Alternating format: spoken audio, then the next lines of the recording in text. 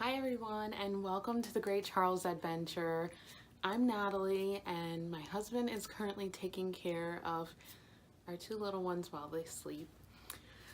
Okay, so we didn't have a 35-week update because guess what? My water broke, and it turns out we had our little baby boy 5 weeks early.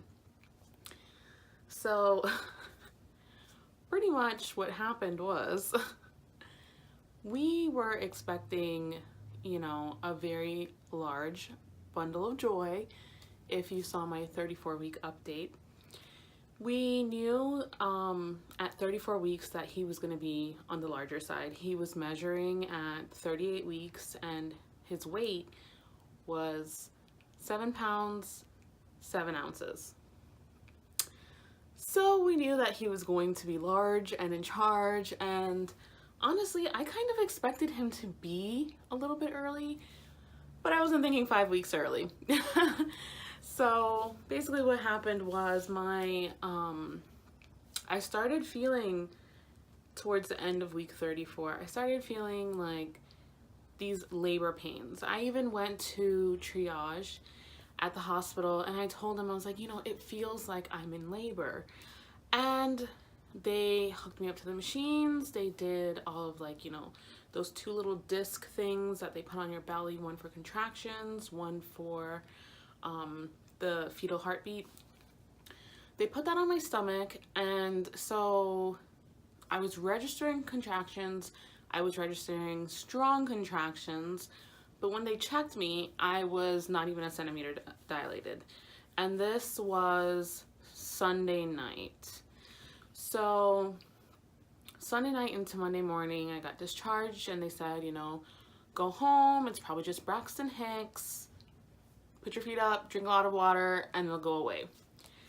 So all day Monday, I woke up on Monday and I was like in a lot of pain. I had a lot of hip pain. Same thing that was happening in week 34, only a little bit more amplified. So I told my sister, I was like, she's like, how are you feeling? And I was like, it feels like I'm in labor. I remember with Ella before, before they gave me the epidural, I remember with Ella, like I had those contractions and I had that back pain. And, I told her, I was like, it feels like I'm in labor. It feels like, the baby's going to be coming soon. And I started even doubting myself and doubting my body and doubting my intuition because the doctors kept running tests, they kept doing ultrasounds, and they said I wasn't in labor, So I just kind of decided on that Monday, I was like, okay, I'm going to deal with it. I'm going to just quit complaining, they told me to take Tylenol, maybe take 2 Tylenol and see how I feel. Drink some more water, even though I'm already drinking a ton of water. I'll keep drinking water and, kind of go from there and see if that would work. So that did not work. So Monday into Tuesday is when I turned 35 weeks.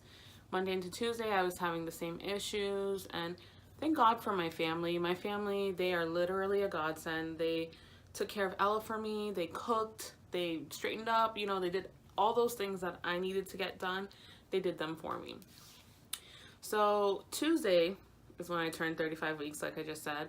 And I don't know. I just went to sleep on Monday night, and I was like, okay, I'm going to just write down a list of things that I need to get done, and I'm going to, try and get these things done before the baby comes, because I think he's going to come, in the next 2 weeks. So I woke up on Tuesday morning, and I started cleaning and, organizing the baby room and organizing my room and organizing, all of my stuff. I was like, oh my gosh, I got to get my hospital bag packed.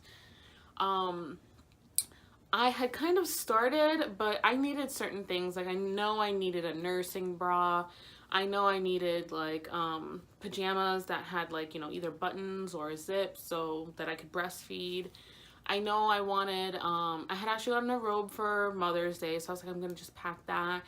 I packed my my cosmetic roll of all my stuff. I packed extra flip-flops, just the standard typical things that you would pack in your hospital bag, which I was supposed to do a video of, and I did not get a chance to. And I just started like nesting hardcore, and I was just like, wow, this is crazy. Like I have this like weird burst of energy, even though I'm in pain, even though I have a lot of hip pain, back pain, all that good stuff. I didn't care. I was like, Tuesday, I was like beast mode. I just wanted to get it done. So, Tuesday night rolls around, and I was actually really tired because I guess all the stuff that I did, I was like, wow, I'm actually really tired.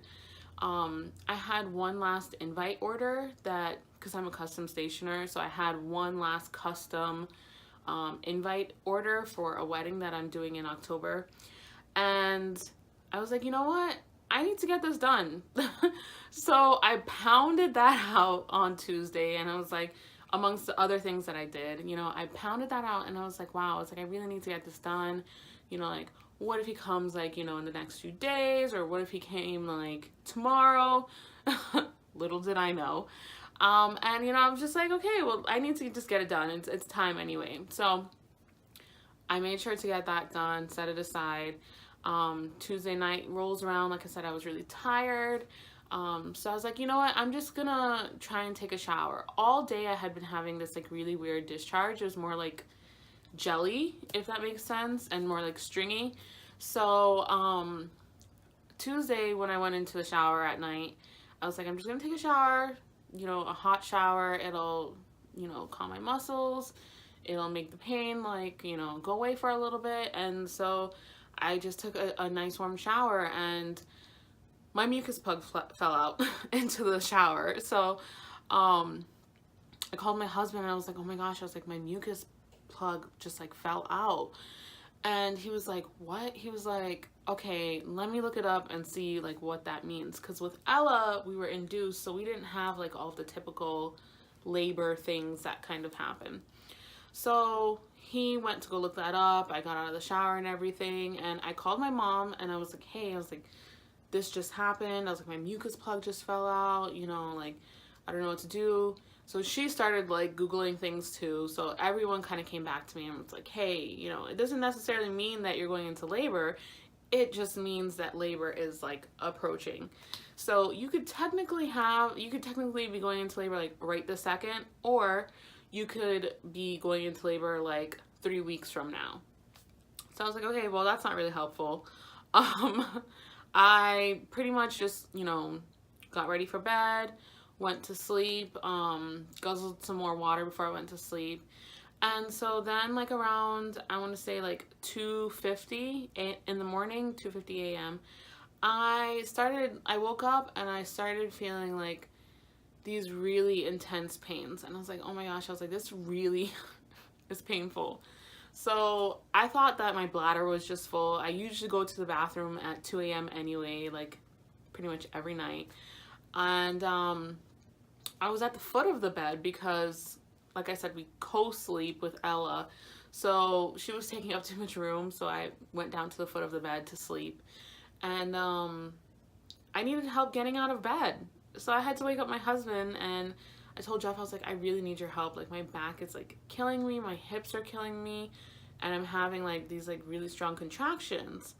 And so he was like, okay, I'll help you. He came around to the other side of the bed, and when he pulled me up, I felt kind of like a little trickle. And so I kind of got scared because I was like, oh my gosh, am I peeing myself? How embarrassing. And it's not the first time that I peed myself while pregnant. So I thought to myself, I was like, oh my gosh, this is so embarrassing. Like I'm peeing myself. And so he gets me up out of the bed, and so like we're walking around the other side of the bed to get to the bathroom, and like I just feel like all this like liquid trickling down my legs. And I told him, I was like, grab my towel real quick, grab it quick, and give it to me. And so again, I'm thinking that I'm like peeing myself. Again, how embarrassing. And so then I realized, I was like, oh my gosh, I'm not peeing. This is amniotic fluid. Like, this is actual, my water broke. And so I told him, I was like, oh my gosh, I think my water just broke. And he was like, no. He's like, that can't be. I was like, I think my water just broke. Legit, like, my water. Okay. And then I realized how much water was coming out, and I was like, okay, my water broke. I changed my statement. I was like, my water just broke. So we were both kind of like freaking out, because it was so early. Like I said, we were at 35 and we had just that day turned 35 weeks. So we were at the beginning point of that 35-week mark. And I just got like really scared because even though he was like of the proper size, it didn't mean that, you know, his brain was fully developed. It didn't mean that his lungs were fully developed. It didn't mean that he knew how to do things like, you know, the sucking motion and like use the bathroom and all that good stuff. Cause like that's what they learned the last few weeks. So I started getting scared because I was like really concerned about him and when he came out.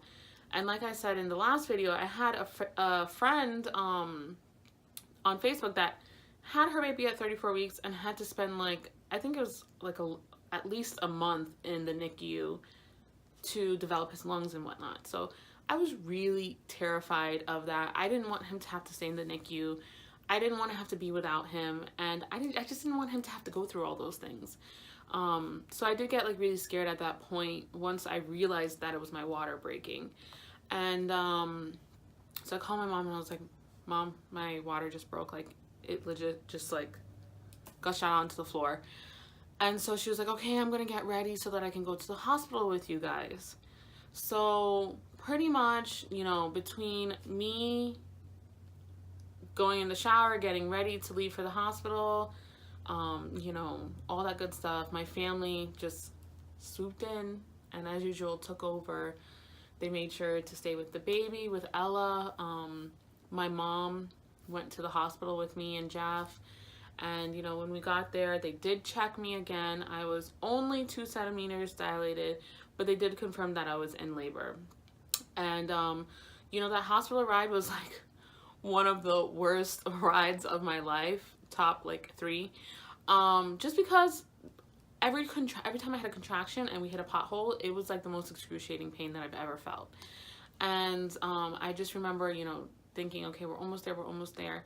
And up until that point, I really hadn't made a decision on whether or not I wanted to do a C-section or if I wanted to go a vaginal birth again.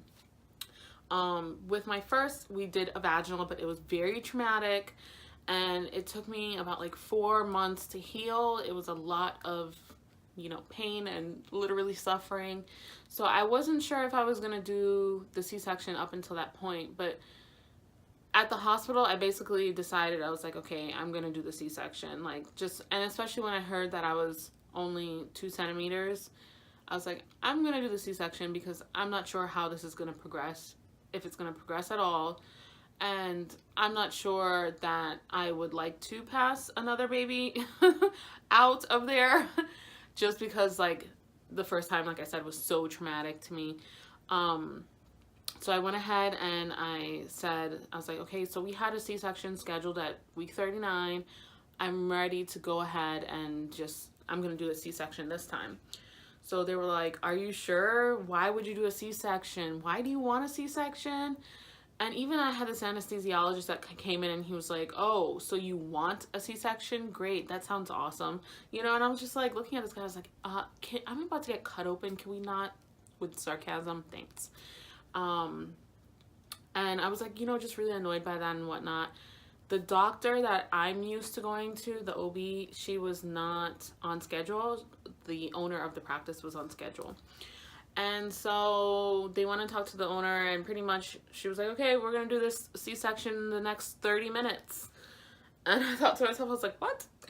30 minutes? I was like, I was thinking later on today, you know, maybe 10 a.m., maybe 12 noon, we can do the C-section so I can kind of get my mind right. But no, they were like, yeah, we're going to go in the next 30 minutes. So you're going to see a lot of people coming in. There's going to be a lot of information being explained to you, and we're going to need a lot of info from you.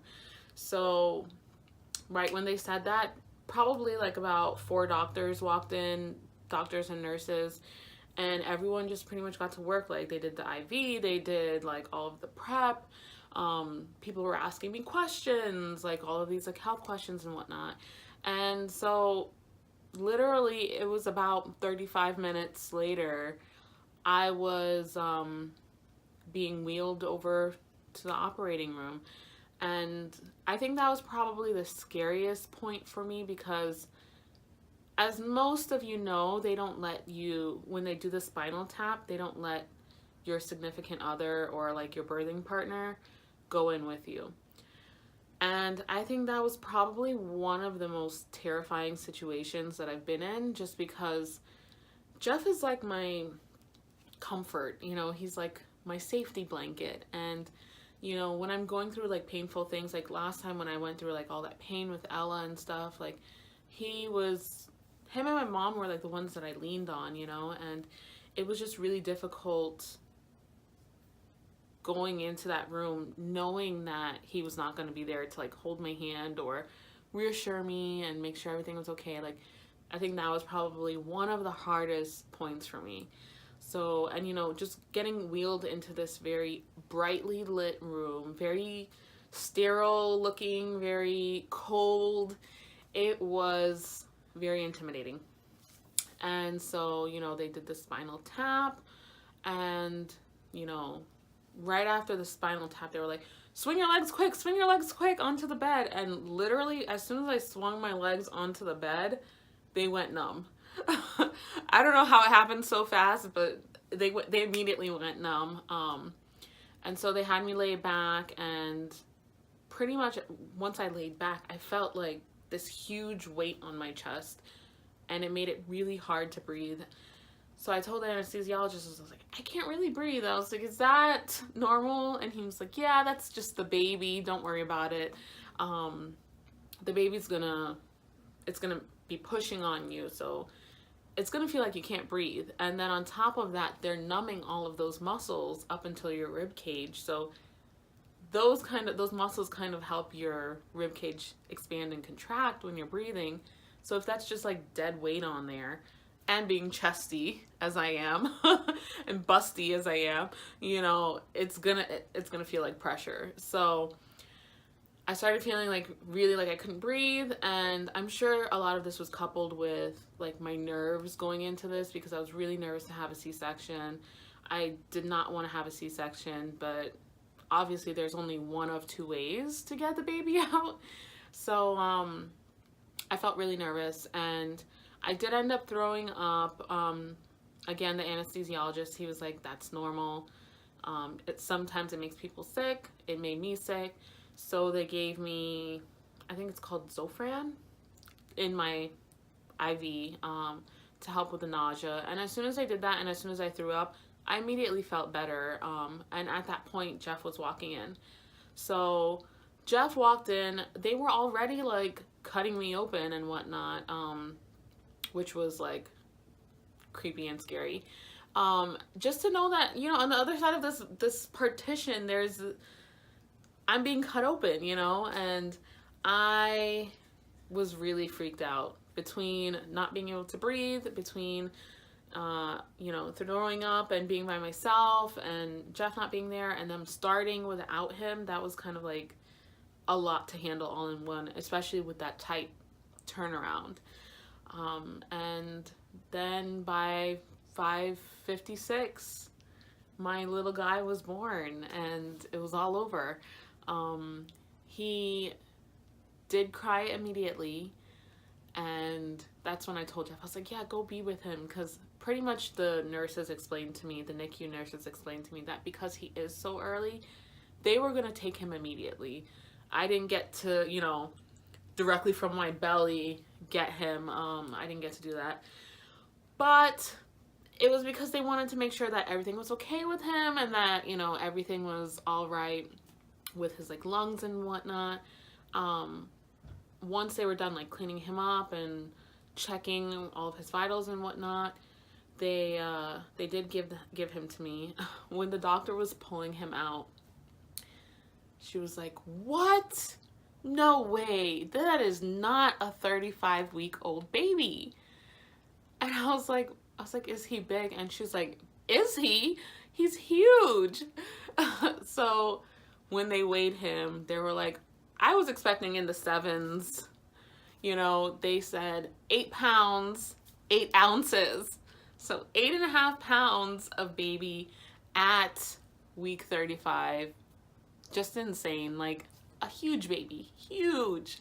Um, and so I'm sure that's why he, you know, kind of wanted to get out of there early. He was like, okay, it's getting a little tight in here. You know what I mean? I've gained enough weight. I can't really move around in here anymore, so I'm gonna make my exit. And you know, when they gave them to me, I saw that he was amazing and perfect and healthy. And I'm just really thankful for that, because I know that not every 35-week-old baby is, you know, ready to just get discharged. He only spent 6 hours in the NICU, thankfully, and they did have to do like extra testing on him, and he did have to get an IV, which the IV really made me sad, because I don't feel like it's right to put a newborn baby through all that stuff. But of course, you know, safety first and all that good stuff.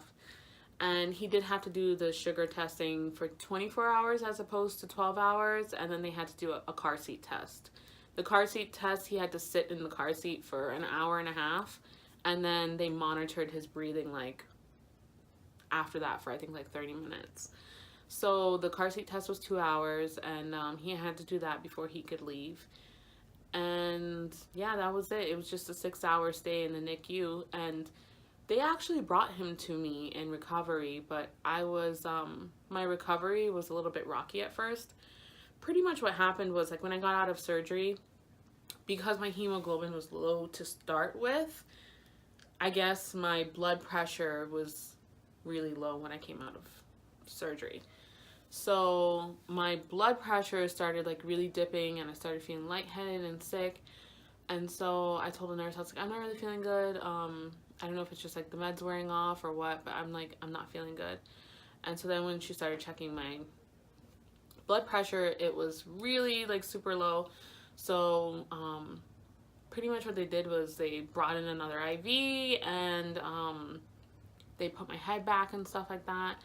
And so pretty much, you know, they did bring him to me, but because I was having a hard time in recovery, they took him back.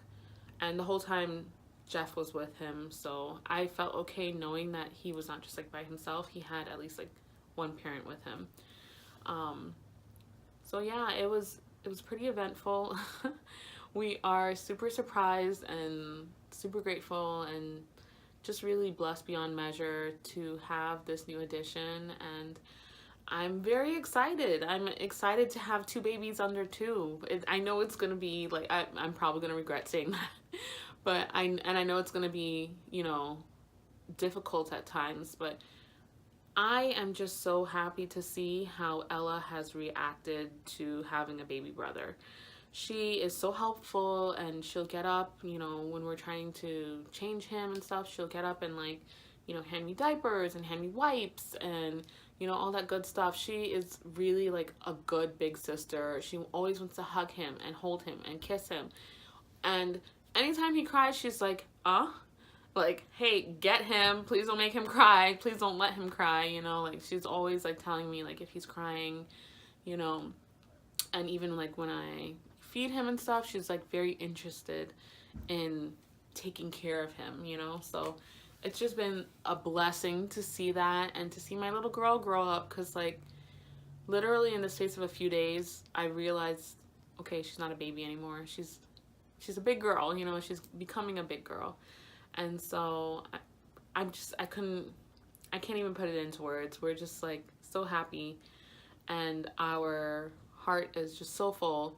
We're very excited. I will definitely put some pictures at the end so you can see my little man. Right now he's sleeping, so I don't want to disturb him. But hopefully, like in the next couple of videos, I will be able to introduce you to him and give kind of like a little update and whatnot on his status and how he's progressing as a 35-week-old baby. And yeah, hopefully we can, you know, get our lives together and make sure that we're doing things correct, you know, raising two kids so close in age. But yeah, overall, we're very excited. Let me know if you have any tips for babies 2 years 2 of them under 2. I would love any tips that I can get, just because it's gonna take a lot of organization. Right now we're kind of like in the easy spot because he sleeps so much. But I know we're not going to be like that forever. So if you have any tips, definitely let me know below. As always, be sure to subscribe if you like our videos. Also follow us on Instagram. I'm going to be doing with my my business Instagram, I'm going to be having a showcase on Instagram television, I guess. And it's going to be on the 15th. So I would love for you to join us. It's my Instagram for my business is at Pretty Peacock Paperie. But if you want to follow us here, and if you want to follow along our adventures in Orlando, be sure to follow us on Instagram, The Great Charles Adventure. And like I said, I'll link them below. Thank you again for watching. If you made it through the end, congratulations, you're a trooper. Thank you very much. I really appreciate it. And you know, let me know if you want to see a specific type of video. We're going to be doing a lot of taping while Jeff is at home for paternity leave, so let us know what you want to see, and hopefully we can get that done for you. Take care, everyone. I hear my baby, so I'm gonna actually dip out of here, so take care. Thank you. Bye.